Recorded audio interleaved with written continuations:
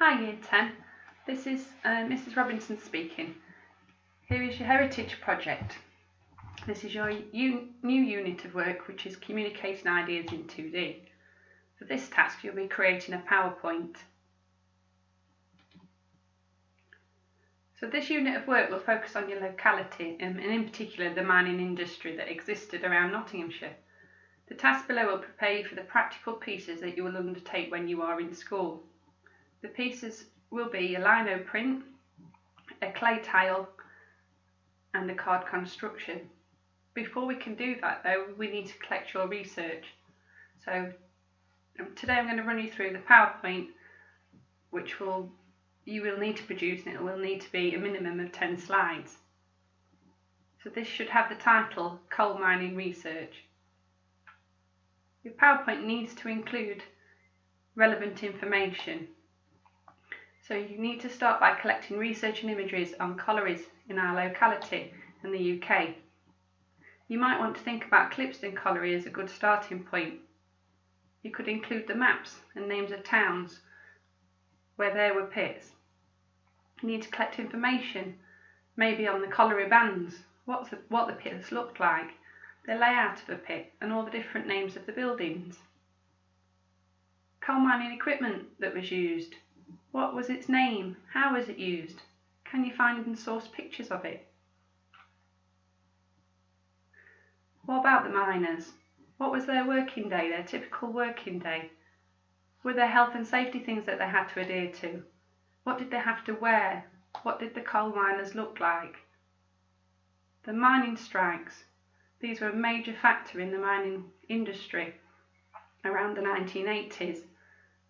You could look at how their families coped during the strikes. You could collect images and information created by artists specialising about mining, the theme of mining in their work. If you type into Google mining artists, you'll find a wealth of information about different artists specialising in different materials. So good luck, you need to start to collect your research. These are my images and areas of research. Here you can see I've got Clipston Colliery, the headstocks. There's another colliery here. We've got the coal mining carts and some buildings that are in the background here to create the environment, the working mine. We've got miners down in the mine itself working on the coal face. We've got miners here using tools and equipment. Here we've got the mining strikes, with the family members, no pit closures. Here we've got Coal Not Dole, which was a logo that was prominent wording from the mining strikes. Here we've got the miners coming back from a typical working day. Here we've got a miner himself. We've got a typical miner's lamp, his bag which would have his lunch in, and his helmet. Here we've got the colliery bands. It may be that you are studying music too, and you might want to link in some music and some instruments within your final pieces.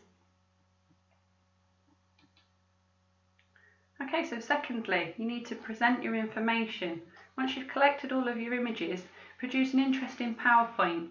As you know from your lessons, a PowerPoint needs to be informative. It also needs to be engaging.